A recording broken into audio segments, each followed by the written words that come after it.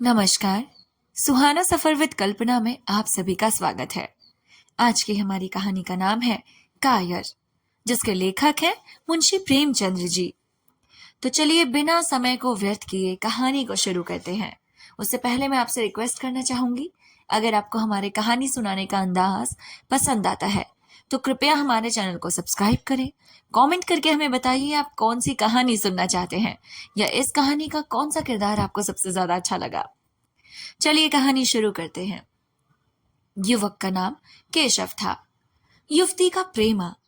दोनों एक ही कॉलेज के और एक ही क्लास के विद्यार्थी थे। केशव नए विचारों का युवक था, जात पात के बंधनों का विरोधी। प्रेमा पुराने संस्कारों की कायल थी, पुरानी मर्यादाओं और प्रथाओं में पूरा विश्वास रखने वाली। लेकिन फिर भी दोनों में गाढ़ा प्रेम हो गया और बात सारे कॉलेज में मशहूर थी। केशव ब्राह्मण होकर भी वैश्य कन्या प्रेमा से विवाह करके अपना जीवन सार्थक करना चाहता था। उसे अपने माता पिता की परवाह न थी। कुल मर्यादा का विचार भी उसे स्वांग सा लगता था। उसके लिए सत्य कोई वस्तु थी तो प्रेमा, किंतु प्रेमा के लिए माता पिता और कुल परिवार के आदेश के विरुद्ध एक कदम बढ़ाना भी असंभव था। संध्या का समय है। विक्टोरिया पार्क के एक निर्जन संस्थान में दोनों आमने सामने हरियाली पर बैठे हुए हैं। सैर करने वाले एक एक करके विदा हो गए, किंतु ये दोनों अभी वहीं बैठे हुए हैं। उनमें एक ऐसा प्रसंग छिड़ा हुआ है जो किसी तरह समाप्त नहीं होता। केशव ने झुंझला कर कहा, इसका यह अर्थ है कि तुम्हें मेरी परवाह नहीं? प्रेमा ने शांत करने की चेष्टा करके कहा, लेकिन मैं तुम मेरे साथ अन्याय कर रहे हो केशव। कैसे छेड़ू? यह मेरी समझ में नहीं आता। वे लोग पुरानी रूढ़ियों के भक्त हैं। मेरी तरफ से कोई ऐसी बात सुनकर उनके मन में जो जो शंकाएं होंगी उनकी कल्पना कर सकते हो। केशव ने उग्र भाव से पूछा, तो तुम भी उन्हीं पुरानी रूढ़ियों की गुलाम हो? प्रेमा ने अपनी बड़ी बड़ी आंखों से मृदु स्नेह भरकर कहा, नहीं, मैं उनकी गुलाम नहीं हूं, लेकिन माता पिता की इच्छा मेरे लिए और सब चीजों से अधिक मान्य है। तुम्हारा व्यक्तित्व कुछ नहीं, ऐसा ही समझ लो। तो मैं समझता था कि ढकोसले मूर्खों के लिए ही है, लेकिन अब मालूम हुआ कि तुम जैसी विदुषियों भी उनकी पूजा करती हो। जब मैं तुम्हारे लिए संसार को छोड़ने को तैयार हूं, तो मैं तुमसे भी यही आशा करता हूं। प्रेमा ने मन में सोचा, मेरा अपनी देह पर क्या अधिकार है? जिन माता पिता ने अपने रक्त से मेरी सृष्टि की है और अपने स्नेह से मुझे पाला है, उनकी मर्जी के खिलाफ कोई काम करने का मुझे कोई हक नहीं। उनसे दीनता के साथ केशव से कहा, क्या प्रेम स्त्री और पुरुष के रूप में ही रह सकता है, मैत्री के रूप में नहीं?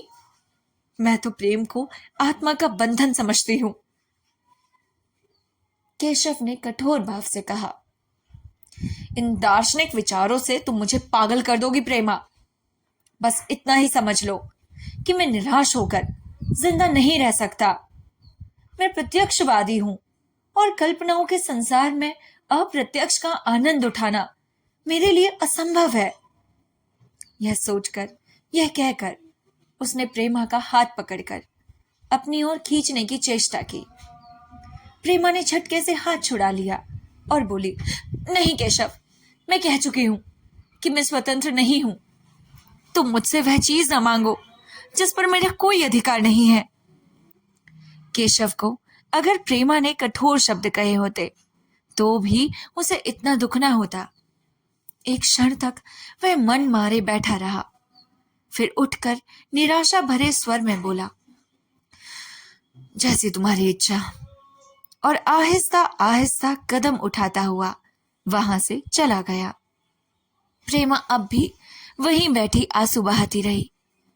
रात को भोजन करके प्रेमा जब अपनी मां के साथ लेटी तो उसकी आंखों में नींद न थी। केशव ने उसे एक ऐसी बात कह दी थी जो चंचल पानी में पड़ने वाली छाया की तरह उसके दिल पर छाई हुई थी। प्रति क्षण उसका रूप बदलता था। वह उसे स्थिर ना कर सकती थी। माता से इस विषय में कुछ कहे तो कैसे? लज्जा मुंह बंद कर देती थी। उसने सोचा, अगर केशव के साथ मेरा विवाह ना हुआ तो उस समय कर्तव्य क्या होगा? अगर केशव ने कुछ उद्दंडता कर डाली तो मेरे लिए संसार में फिर क्या रह जाएगा? लेकिन मेरा बस ही क्या है? इन भांति भांति के विचारों में एक बात जो उसके मन में निश्चित हुई वह यह थी कि केशव के सिवा वह किसी और से विवाह ना करेगी। उसकी माता ने पूछा, क्या तुझे अब तक नींद नहीं आई? मैंने तुझसे कितनी बार कहा था थोड़ा बहुत घर का काम काज किया कर, लेकिन तुझे किताबों से फुर्सत ही नहीं मिलती। 4 दिन से तू पराए घर जाएगी। कौन कौन कैसा कैसा घर मिले, अगर कुछ काम करने की आदत ना रही तो कैसे निभा होगा बेटी? हाँ? प्रेमा ने भोलेपन से कहा, मैं पराए घर जाऊंगी ही क्यों अम्मा? माता ने मुस्कुराकर कहा, लड़कियों के लिए यही तो सबसे बड़ी विपत्ति है बेटी। माँ बाप की गोद में पलकर ज्यों ही सयानी हुई दूसरों की हो जाती है। अगर अच्छा प्राणी मिल गया तो जीवन आराम से कट गया, नहीं रो रो दिन काटने पड़ते हैं। सब कुछ भाग्य के अधीन है। अपनी बिरादरी में तो मुझे कोई भाता नहीं। कहीं लड़कियों का आदर नहीं करता तो कोई बिरादरी में क्यों पड़ेगा? हाँ, ना जाने ये जात पात का बंधन कब टूटेगा। प्रेमा डरते डरते बोली, अब कहीं कहीं कहीं तो बिरादरी के बाहर भी विवाह होने लगे हैं माँ। उसने कहने को कह दिया, लेकिन उसका हृदय कांप रहा था। माताजी कुछ भाप न जाए। माता ने विस्मय के पास पूछा, क्या हिंदुओं में ऐसा हुआ है? फिर उसने अपने आप ही उस प्रश्न का जवाब भी दिया, अरे अगर 2-4 जगह भी ऐसा हो गया तो उससे क्या होता है? प्रेमा ने कुछ जवाब न दिया। भय यह हुआ कि माता कहीं उसका आशय समझ न जाए। उसका भविष्य एक अंधेरी खाई की तरह उसके सामने मुंह खोले खड़ा था, मानो उसे निगल जाएगा। उसे ना जाने कब नींद आ गई। प्रातःकाल प्रेमा सोकर उठी तो उसके मन में एक विचित्र साहस का उदय हो गया था। सभी महत्वपूर्ण फैसले हम आकस्मिक रूप से लिया करते हैं, मानो कोई दैवी शक्ति हमें उनकी ओर खींच ले जाती है। वही हालत प्रेमा की थी। कल तक वह माता पिता के निर्णय को मान्य समझती थी, जिसके सामने कोई पर्वत आ गया हो। वही मंद वायु प्रबल वेग से पर्वत के मस्तक पर चढ़ जाती है और उसे कुचलती हुई दूसरी तरफ जा पहुंचती है।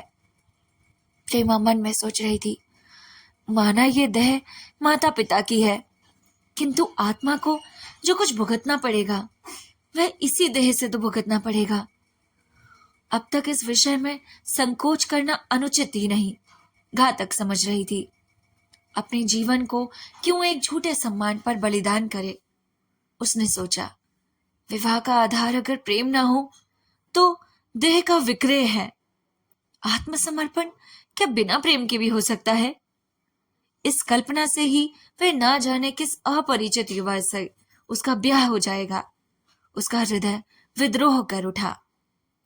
वह अभी नाश्ता करके कुछ पढ़ने जा रही थी कि उसके पिता ने प्यार से पुकारा, प्रेमा, मैं कल तुम्हारे प्रिंसिपल के पास गया था, वे तुम्हारी बड़ी तारीफ कर रहे थे। प्रेमा ने सरल भाव से कहा, आप तो यूं ही कहा करते हैं पिताजी। अरे नहीं, सच। ये कहते हुए उन्होंने अपने मेज की दराज खोली और मखमली चटाखों में जड़ी हुई एक तस्वीर निकालकर उसे बोले, यह लड़का ICS के इम्तिहान में प्रथम आया है। इसका नाम तो तुमने सुना होगा। बूढ़े पिता ने ऐसी भूमिका बांधी थी कि प्रेमिका उसका आश्चर्य समझ ना सके, लेकिन प्रेमिका भाप गई। उसका मन तीर की भांति लक्ष्य पर जा पहुंचा।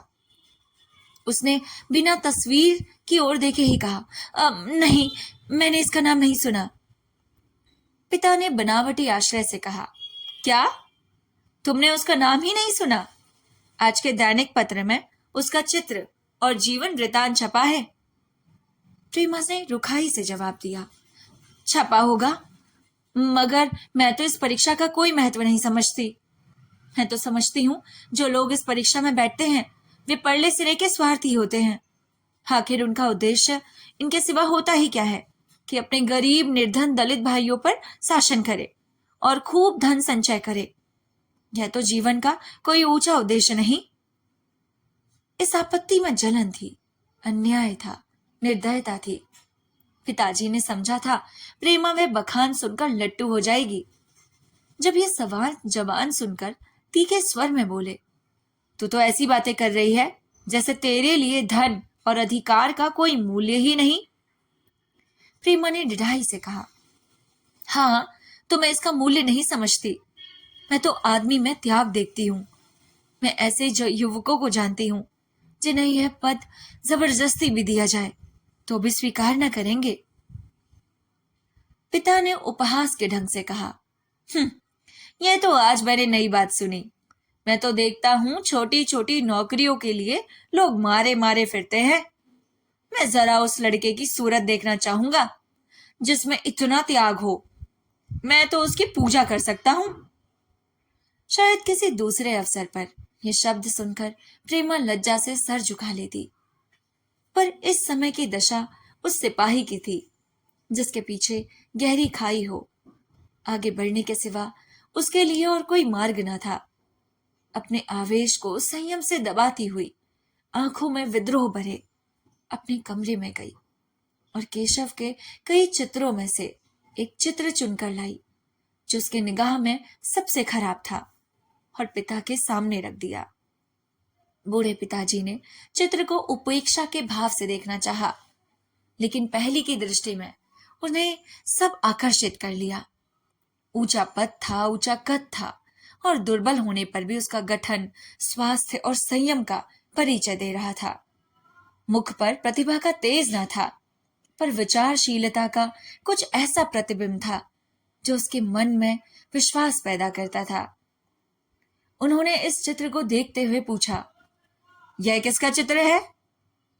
प्रेमा ने संकोच से सर झुकाकर कहा, अब यह मेरे ही कक्षा में पढ़ते हैं। अपनी बिरादरी का है?